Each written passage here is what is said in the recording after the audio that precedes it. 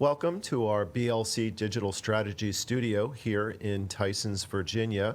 We are here and back with our friend Yossi Levy. Yossi has been speaking with us about Israel and developments in the Middle East. And we are happy to have him back here with us in the studio and to talk about the latest in the new era now that we have a new president here in the United States. Yossi, how are you doing today? Hi, Seth. Good morning, good afternoon. It's your time, and thank you for having me again. Great. So we're delighted to have you back. A lot has changed since we've spoken. We have a new administration. We have had an exchange in the Middle East. Why don't we just start off by having you tell us where are you right now and what public speaking have you been up to lately? So, as I remember from our previous podcast, I was stated in, I think the last one we did was together in DC um, when I was lecturing in DC. I think since then we've traveled to LA and we have been settled here in the last couple of months.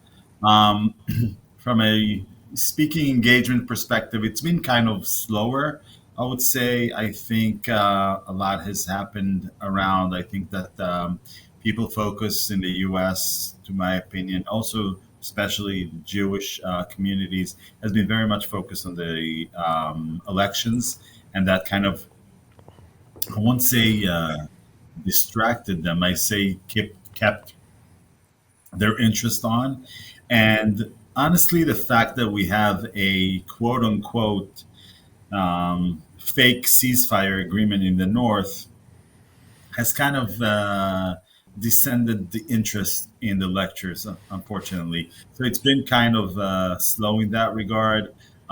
We got some cancellations after um, the ceasefire. Is it due to that or other reasons? I don't necessarily know to point out. I believe it is. But in general, I feel that it's much more difficult to get in front of people. And Hmm. I feel that people, in a sense, are tired from that, and that makes sense. We don't have that privilege, so we need to constantly continue and fight it and try to get in front of people. And I'm happy this later this week I do have a lecture with a Jewish congregation in LA. So I'm happy for that, and I hope to have some more in the near future as well.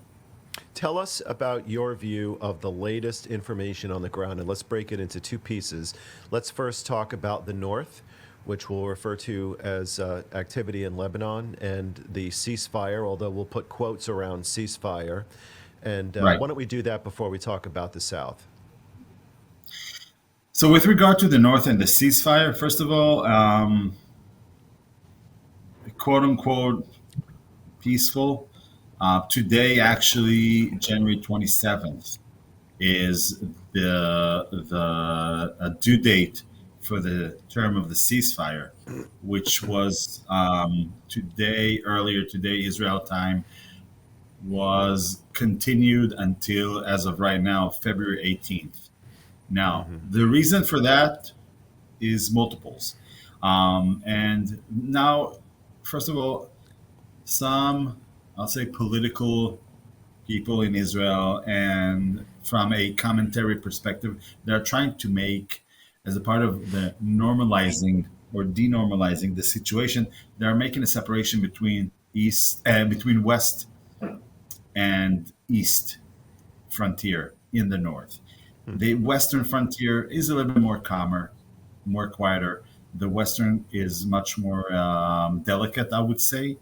But listen, initially, this agreement gave the Lebanese um, the right, the power, the authority to control a border they were never able to control prior to that.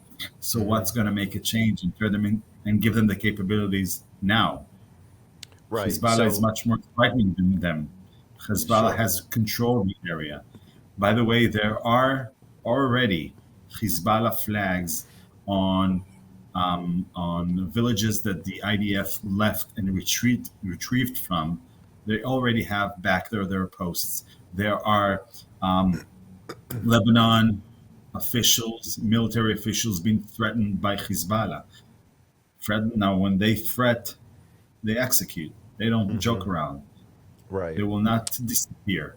They will regain their force. So it's very delicate. That's from a that's and it's a very problematic situation for us to think about returning to. So just to recap, the idea, which in and of itself is very fragile, is that the forces of the government in Lebanon, if you could call it an actual government, the military of the Lebanese government was supposed to be enforcing what the United Nations failed to enforce for the last 20 years, which was no Hamas south of the Litani River. And No Hezbollah. Israel or Hezbollah No Hezbollah. south, Yeah. right, Hezbollah to the north and Hamas to the south. Of course, the UN didn't do anything. Israel came in, Right.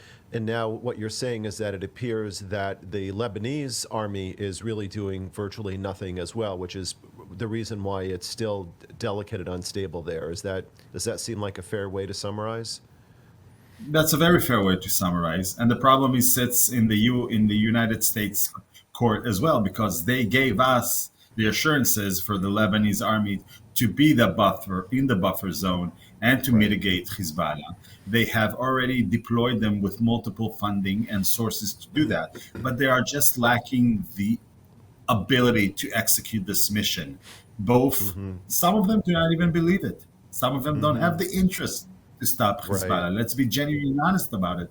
The Right. Lebanese army is not an Israel peace seeker or peace lover. Okay, there are Right. enemies as well. So it's one Sure. enemy keeping us from the other enemy. Why don't they just join forces at some point? The interests collide. Right. And I think and we don't see the progress for a safe and comfortable return. And we will not allow ourselves and we will not jeopardize our kids and our future by becoming the next Gaza envelope, where they tell us we're good, it's quiet, you can return, and then it's constantly. I'm not going to turn it into our new normality, being bombed or Right. fired or having tunnels dug under our house. Well, what you're pointing to is really interesting because while the American and Western media keep staring at Gaza, what you're pointing out is that there's a lot of uncertainty and instability in the north, and that's something that we cannot take our eyes off of. Now, of course, going to the south, which we refer to as the situation with Gaza and the Gaza envelope, we are in a very different process that we find ourselves in now versus when you and I spoke a couple of months ago. How would you summarize where things stand as it relates to Gaza, and how do you view things changing now that we're a few days into the new Trump administration? I'll tell you, just if you want to really a very good way to emphasize the amount of focus that's been happening down south in the last 2, 3, 4 weeks. If you'll Google and you'll see the airtime in national media and Israeli media that was talking about the North, it doesn't even, it's crumbles Doesn't of get it. minutes Doesn't get any of news. attention. Right. Doesn't get any attention. Does not get any attention at all. And we were only And talking about the military side, not about the budgeting and rehabilitation side, and which just to is be not clear, even. to the viewers, you and your family are refugees within your own country because you have been and were living in the north, and you, along with tens and tens of thousands of civilians in Israel, were forced to leave their homes and still have not been back. Just as background, if someone's joining us for the first time now. Yes, yes, we are a part Hmm. of a very large community of 100,000, approximately 100,000 of northern refugees from over 42 counties, villages, kibbutzim, and cities that have been evacuated. And we honestly don't see the path to a secure, safe return and recovery and rehabilitation of our communities. Hmm. And that's very important to understand. We are not at that point yet, Well, that's going to beg the unfortunately. question on Iran, which we'll get to in a little bit. But let's get back to Gaza. You were going to provide a little bit of Yeah. information about how do you see where things stand there now, and what if what if any impact have you seen for a change on the ground now that we have a new president in the White House? So no doubt that Trump came in with a storm. He wanted an agreement signed.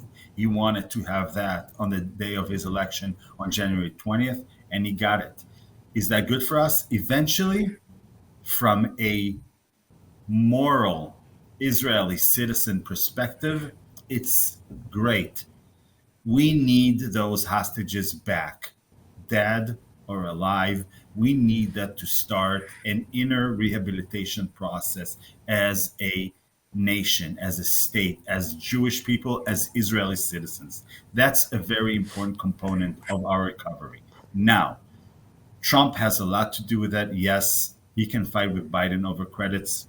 Not our business to deal with.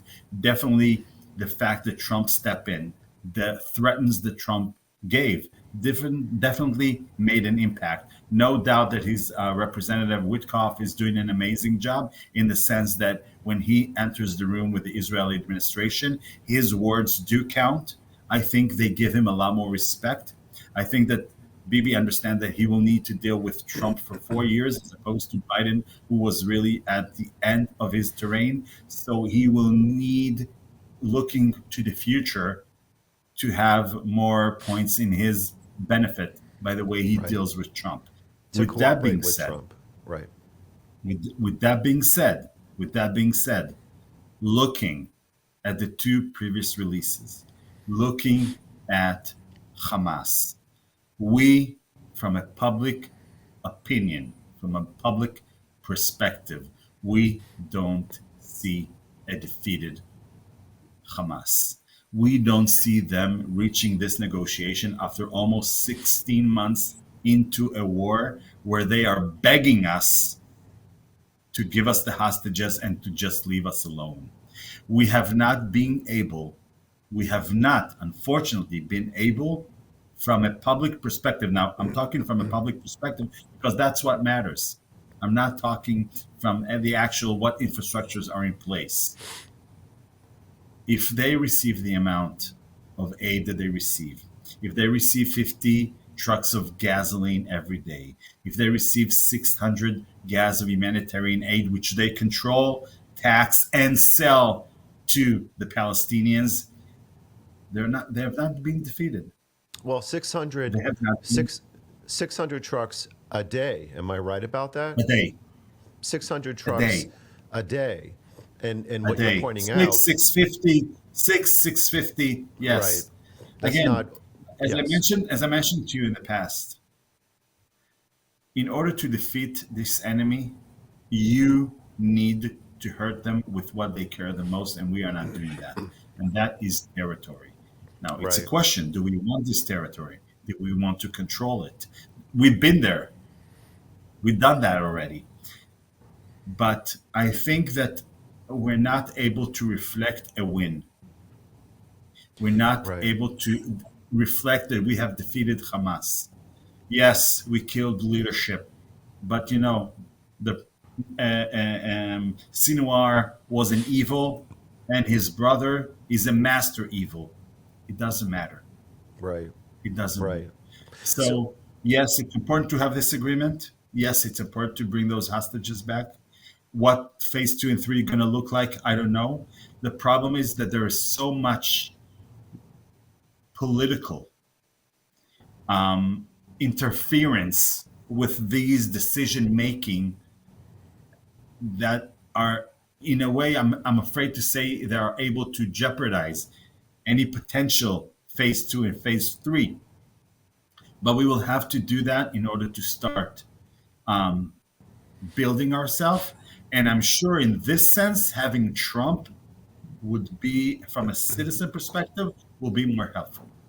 well, the thing that you're pointing out which is very critical and is not highlighted by the American media, is that while Hezbollah in the north and Hamas in the south have been struck very strongly, they are not gone. There are still embers in those fires that are creating clear resistant elements to the security of Israel, and that those are things that are still need to be eliminated. There is a phase one that is underway, and phase two is still in theory to be discussed later. But that really begs the question of, where is this going to go at the end of phase one? I predict that we're going to be on the same sheet of music with our new Secretary of Defense, our new Secretary of State, and our new President, and also a new ambassador to the United Nations, to be able to reflect back and say, in the early 1940s, we weren't sending in 600 trucks a day into Berlin to help feed a populace where even at this point, it's much more difficult to try to understand the difference between, who is a fighter and who does and doesn't support Hamas. So you're highlighting the need to finish the job and to finish those two areas. But that also begs the question of what happens with Iran. My understanding, and from what I'm hearing, is that there are active discussions between the two governments now that we have a new sheriff in the White House to address that. Dealing with Iran is dealing with both of those two proxies. Do you have an idea or an opinion regarding what happens with Iran over the coming weeks and months? I'll tell you what I think. I think that, as we see what's happening in the north, and as we see, and we need to keep our eyes always to the southeast as well. We have there the Saudis. Now, in above all that, to my opinion, we have President Trump in his second candidacy. This is his time to put his legacy in place. He has 4 years to create his legacy. And his legacy, being the individual that he is super important to him, more than other things. Now, is it a peace? Is it a Nobel Prize for peace? Maybe.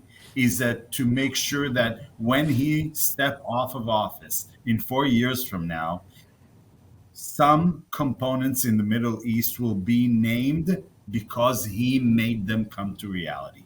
And that's Lebanon, and that's Hamas, and that's the Saudis. Now, if Israel has an opportunity to do something regarding Iran, I see this opportunity happening only prior to an agreement with the Saudis. Nobody would want to shake the boat again after we come to stabilization and some sort of an agreement as a continuation to the Abraham Accords with the Saudis. Now, from a strategic perspective, we have the best grounds ever feasible for Israel with the US collectively or separately. We proved that we can attack the Iranian by ourselves as well. Okay, and I'm sure that with Trump, we will have more of an ammunition support specifically designated to such an attack that will be provided. But now it's the time. Now it's the time because we have a situation with Syria that allows us to make it more swift, more easy, less complex. I mean, it's not turning it to a walk in the park. It is always complex and dangerous, but the grounds are much more easy now and comfortable for us. Let's move on to a few pictures that you have shared with us that will transition us through some images of Israel and then on to where you are now, which is in the Right. Los Angeles area. Why don't we just jump right into that and talk us through those images as they will now be brought up for our viewers to see.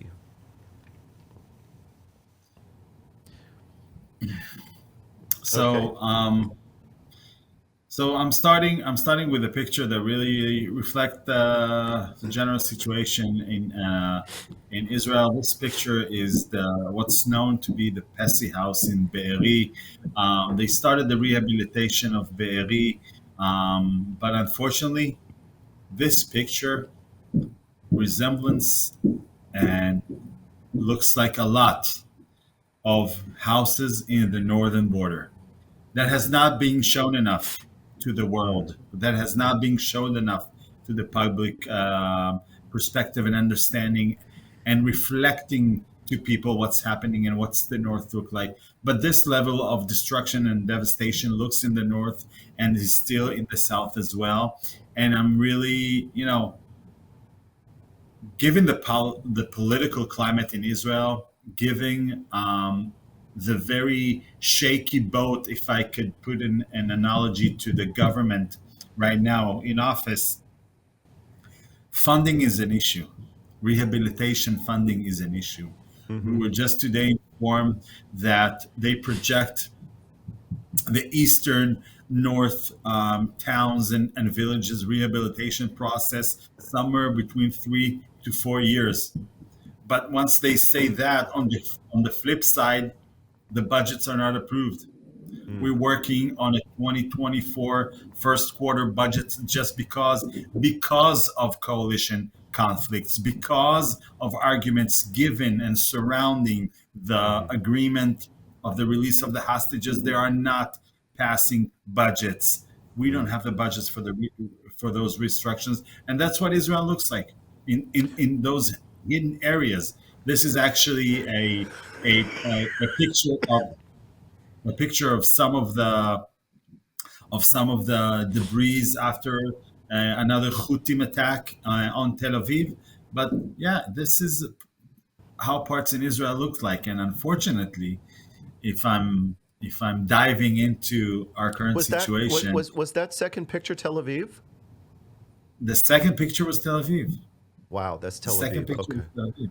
Yeah, Wow. yeah. The second Okay. picture was Tel Aviv, Mm, and it leads me right into um, this picture, which is the western parts of Sunset Boulevard in the Palisades Heights, mm, in the fire. And you asked me before how are we and how are we making it out in LA, and unfortunately, I have to tell you that yesterday, for the 10th time, Seth, for the 10th time in 16 months, we had to relocate.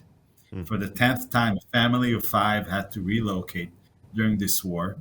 mm-hmm, Not directly, thank God, not directly because of the fire, but the house that we were given the mm, opportunity to stay in is now going to a family that was evacuated because they lost their home. So yesterday was a very moving and touching meeting of us with the family that is moving into the house, and they have very strong sympathy towards our situation, and we have deeper sympathy towards their situation.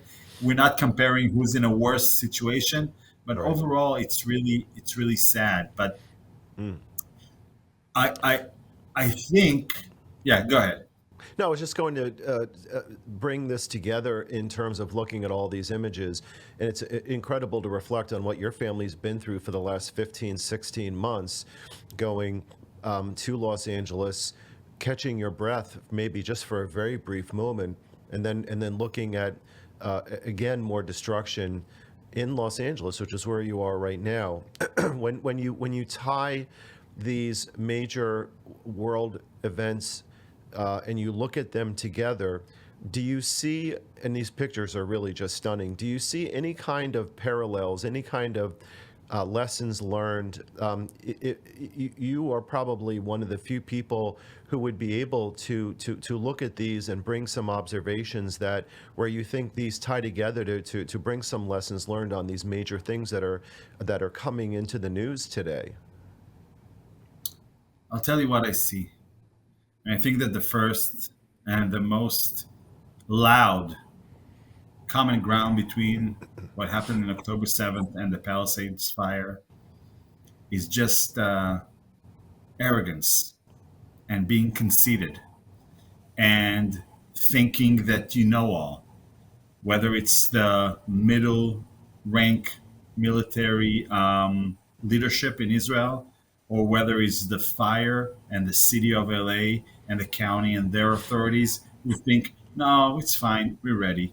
I can share with you, Seth, that about 2 years ago, visiting LA prior to the war, like a couple months prior to the war, I actually had a conversation. I won't mention which city, but a city within LA County, Mm-hmm. very not far from the Palisades. Mm-hmm. And we had conversations about emergency readiness and preparedness, about analyzing situation, about really testing, okay, and simulating the level of preparedness. And the answer I got from no less than a mayor of a city is, we're ready. We're completely ready. Mm-hmm. I said, we can simulate that. We can check. We can simulate a very apocalyptic and a major crisis and see if all the components in play are in place. And what do you see eventually? You see that what drives me crazy the most, and one of the families that we stayed with, which are like they're a family to us, and lost their home on Malibu. And I ask myself, how is it possible? Now, I put aside the component before I jump back. I put aside the component. Yes, nature has its forces. We put Pardon me. this aside, but there's a lot to do within fighting the nature and his forces that could Yeah. have done. Well, Doesn't make to me any sense. Some of the components do not make any sense to me. I feel that there was a lot of lack of government stepping in, a lack of accountability, decision making, and mm-hmm. putting boots on the ground much more faster. And you look at it, it's just October 7th. The government was not in the loop for the first couple of days. I feel the Yeah. same here. Why is the Well, National Guard coming only after a couple of days? yeah, which is days after the fire hydrants ran dry, which was days Yeah, after, people in the government were saying there is no problem with the fire department, but yet the fire chief from the fire department was saying we're not getting enough support. indicates We're not different. getting, yeah, Yeah, exactly. So yeah. really, lack of emergency preparedness, lack of civil logistics and engagement, lack of preparedness, which is, of course, I would believe a part of what your company Pivot does, is really kind of a great equalizer, isn't it? Because you have people from very different, distant parts of the world that, for various reasons, were not even thinking about these disasters, who thought, at least implicitly in their minds, that they were protected. Now, of course, the devastation in Israel is something that was unfortunately a man-made disaster, because no one in Israel, asked to be attacked. There was a war now that has been thrust upon them, where they are fighting through an existential crisis not of their choosing. But you do have similar devastation, and the pictures are strikingly similar. In Los Angeles, it again highlights what happens when you don't have preparedness, when you don't have accountability, when you don't have planning. And hopefully, these are some common lessons that can be learned, because not only will it help to address the next disaster, but if it's done appropriately, hopefully it will also save lives. Yeah, and I think it all starts with having in office people who are more, in a sense, for a lack of a better word, modest. Hmm. Modest in the sense where they're open to better learn and understand, who do not take for granted information that they're being received, who do not Hmm. overrule ideas who are not within their scope, who are not motivated by political agendas and parties. And it's similar there and here.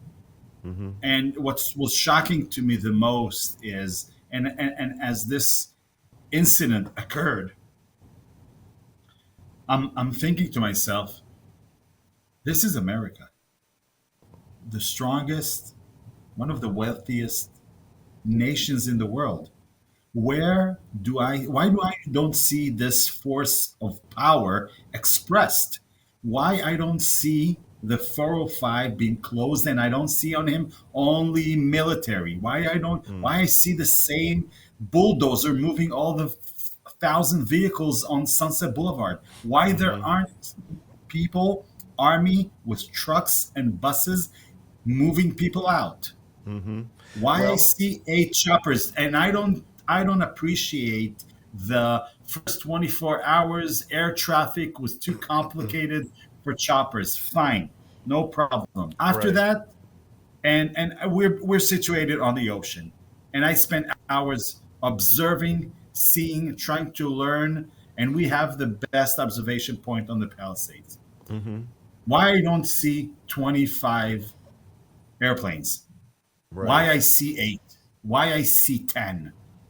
Well, Why I I think, don't see it in a massive force? Because that force, Seth, does another thing. And again, I'm paralleling it to October 7th. The, the expression of force gives the civil population power and a sense of presence right, of right. their government entities. Well, and that their government is in control, that they're actually in control, that they see, that they know, that they care, that they have a plan, and that they know how to implement They're the on top plan. of it. Yeah, they're They're on on top top of of it. it. Now, fortunately, we have a brand new administration that's been in for just a few days. They're Uh huh. still trying to get their appointees in a position to get in and to be able to see where the water cooler and the coffee machine is, so they can get started. That has Yeah. been blocked a little bit, but it's happening. So I think that we can,